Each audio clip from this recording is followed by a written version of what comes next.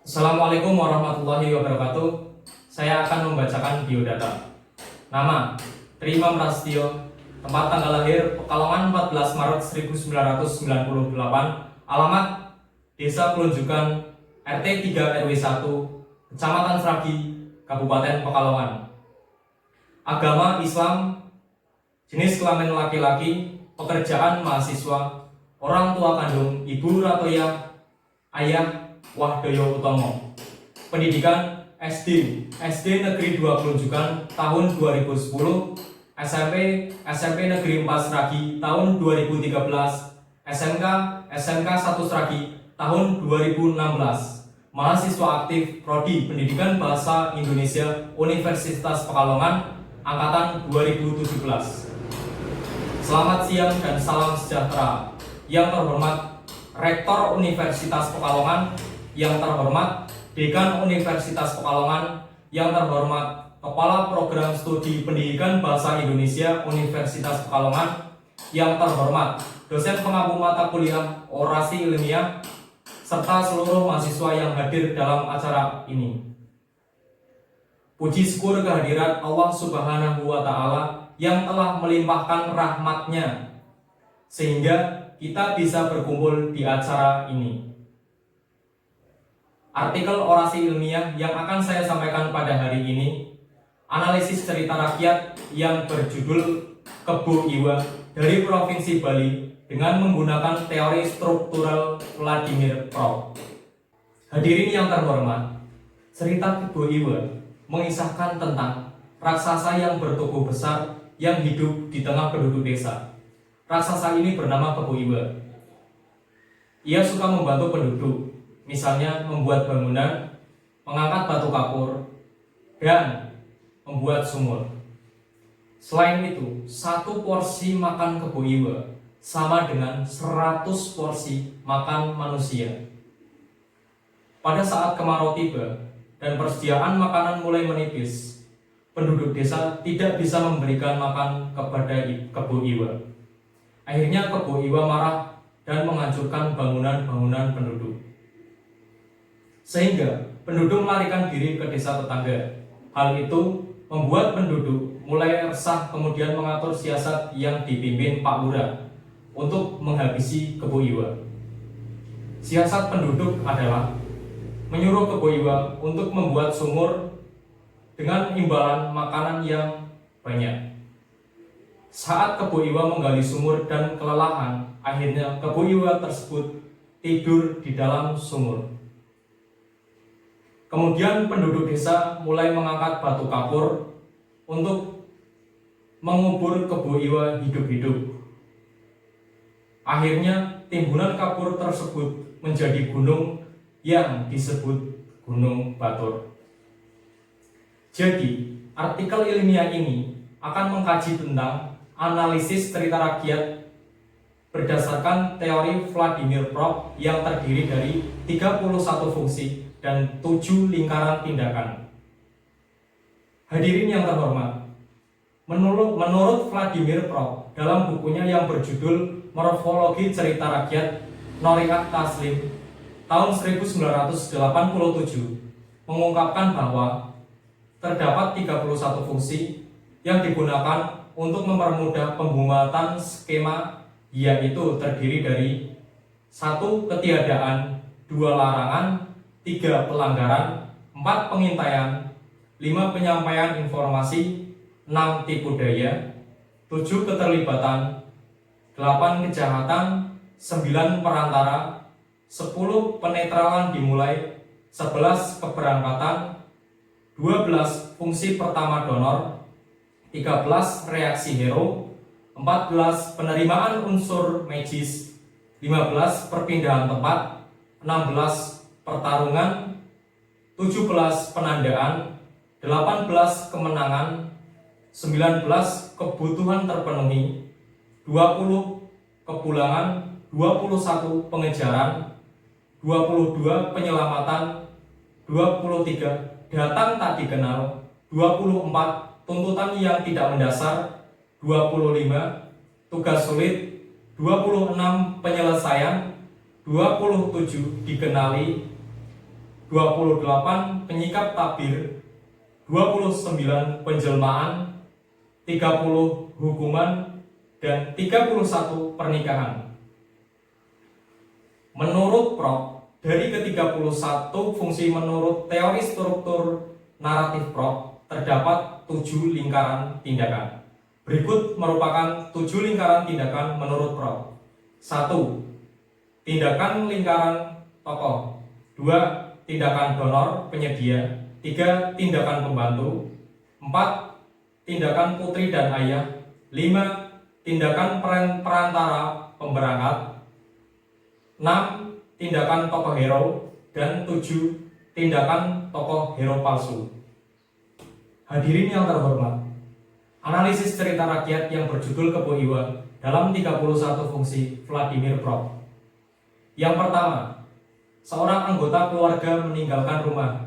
Dari cerita rakyat Kebo Iwa, terbukti saat Kebo Iwa marah dan menghancurkan bangunan, penduduk desa kemudian melarikan diri ke desa tetangga.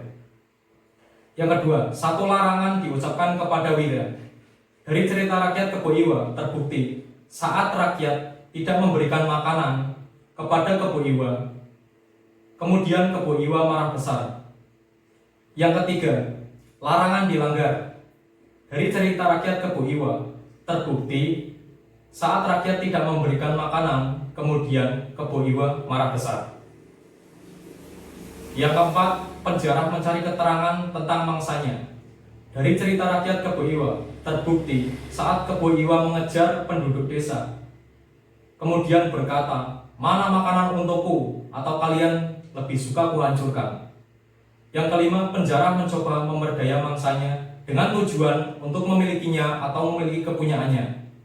Dari cerita rakyat Kebo Iwa, terbukti saat Kebo Iwa marah besar dan berubah menjadi ganas, ia tidak hanya menghancurkan bangunan-bangunan penduduk, tetapi juga memakan hewan-hewan ternak milik penduduk. Yang keenam, penjara menyebabkan kesusahan seorang anggota keluarga. Dari cerita rakyat Kebo Iwa, terbukti Kebo Iwa marah besar. Ia tidak hanya menghancurkan bangunan, tetapi juga memakan hewan ternak milik rakyat, sehingga rakyat menjadi kesal dan marah. Yang ketujuh, seorang anggota keluarga kekurangan sesuatu atau ingin memiliki sesuatu. Dari cerita rakyat Kebo Iwa, terbukti semua lumbung padi milik penduduk sudah mulai habis. Yang kedelapan, Wira meninggalkan rumah. Terbukti dari cerita rakyat Kebo Iwa, ketika Kebo Iwa marah besar karena tidak diberi makanan, lalu dia mengamuk hingga mengakibatkan penduduk desa melarikan diri ke desa tetangga. 9. Wira diuji, diserang dan lain-lain untuk mengantarkan Wira ke arah penerimaan alat magis atau pembantu. Terbukti dari cerita rakyat Kebo Iwa, ketika persediaan makanan habis, Kebo Iwa mengamuk dan menyerang penduduk desa. Yang ke-10, Wira dan penjara terlibat pertarungan. Terbukti dari cerita rakyat Kebo Iwa, ketika Kebo Iwa sedang tertidur karena kelelahan menggali sumur yang diminta penduduk desa, kepala desa mulai memimpin warganya untuk melemparkan batu kapur ke dalam lubang yang ditiduri Kebo Iwa. Kebo Iwa pun menggelepar-gelepar dan melawan selama beberapa saat. Gerakannya menimbulkan gempa sesaat, tapi kemudian reda dan diam. Akhirnya Kebo Iwa tewas dan tertidur di dalam sumur. 11. Penjara ditewaskan. Terbukti dari cerita rakyat Kebo Iwa, ketika Kebo Iwa akhirnya bisa tewas di dalam sumur yang digalinya sendiri karena penduduk desa memasukkan batu kapur untuk mengubur Kebo Iwa. 12. Kecelakaan atau kekurangan awal diatasi. Terbukti dari cerita rakyat Kebo Iwa, ketika Kebo Iwa sudah tewas terkubur di dalam sumur, penduduk desa sudah mulai hidup dengan nyaman dan aman, karena mereka tidak lagi perlu menyiapkan makanan untuk persediaan Kebo Iwa. 13. Warga Wira dikejar. Terbukti dari cerita rakyat Kebo Iwa, ketika Kebo Iwa marah karena tidak diberi makan, penduduk melarikan diri ke desa tetangga. Tapi Kebo Iwa terus mengejar penduduk tersebut dan berkata, "Mana makanan untukku, atau kalian lebih suka kuhancurkan?" 14. Wira diselamatkan. Terbukti dari cerita rakyat Kebo Iwa, ketika Kebo Iwa sudah tewas di dalam lubang yang digalinya sendiri, penduduk desa terselamatkan dan akhirnya bisa hidup sejahtera. 15. Suatu tugas besar dibebankan kepada Wira. Terbukti dari cerita rakyat Kebo Iwa, ketika kepala desa mengatur siasat bersama penduduk untuk membunuh Kebo Iwa. Siasatnya yaitu Kebo Iwa disuruh untuk menggali sumur besar, kemudian penduduk desa mengumpulkan batu kapur yang nantinya akan digunakan untuk mengubur Kebo Iwa hidup-hidup. 16. Tugas diselesaikan.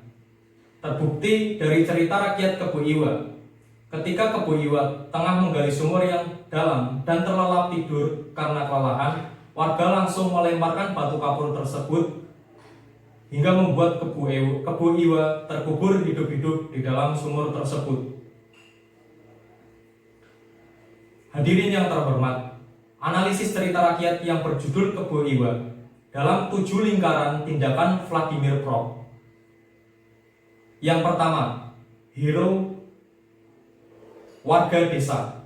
Terbukti saat kepala desa bersama warga menyusun strategi untuk membunuh Kebo Iwa yang meresahkan warga setempat karena selalu mengamuk dan menghancurkan rumah warga jika tidak diberi makan. 2. Putri yang diinginkan, hadiah. Kemakmuran desa. Terbukti saat warga desa yang dipimpin kepala desa berhasil membunuh Kebo Iwa yang meresahkan warga, akhirnya desa menjadi makmur karena sudah tidak ada penghancur atau perusak. 4. Penjahat, Kebo Iwa. Terbukti saat Kebo Iwa tidak diberi makan dengan jumlah yang sangat besar, Kebo Iwa mengajar penduduk dan mulai menghancurkan bangunan-bangunan serta memakan hewan ternak milik warga. Yang kelima, penolong, kepala desa. Terbukti saat kepala desa berhasil memimpin dan mengatur strategi untuk membunuh Kebo Iwa yang sangat meresahkan warga. Hadirin yang terhormat, kesimpulan dari pembahasan ini adalah artikel ilmiah ini membahas teori Vladimir Prok yang digunakan untuk menganalisis suatu cerita rakyat. Dan dalam artikel ilmiah ini membahas analisis cerita rakyat Kebo Iwa dengan menggunakan teori Vladimir yang ditemukan 16 dari 13 fungsi dan 7 lingkaran. Pada penghujung orasi ilmiah ini, saya ucapkan terima kasih kepada Allah Subhanahu wa Ta'ala, terima kasih kepada Rektor Universitas Pekalongan, terima kasih kepada Dekan Fakultas Keguruan dan Ilmu Pendidikan, terima kasih kepada Kepala Program Studi Pendidikan Bahasa dan Sastra Indonesia, terima kasih kepada dosen pengampu dan dosen pembimbing, terima kasih kepada kedua orang tua, terima kasih kepada hadirin dan teman-teman pendidikan Bahasa dan Sastra Indonesia. Akhirul kalam, terima kasih atas perhatiannya dan mohon maaf bila ada salah kata atau kekurangan. Semoga Tuhan memberikan petunjuk dan bimbingan kepada kita. Amin. Wassalamualaikum warahmatullahi wabarakatuh.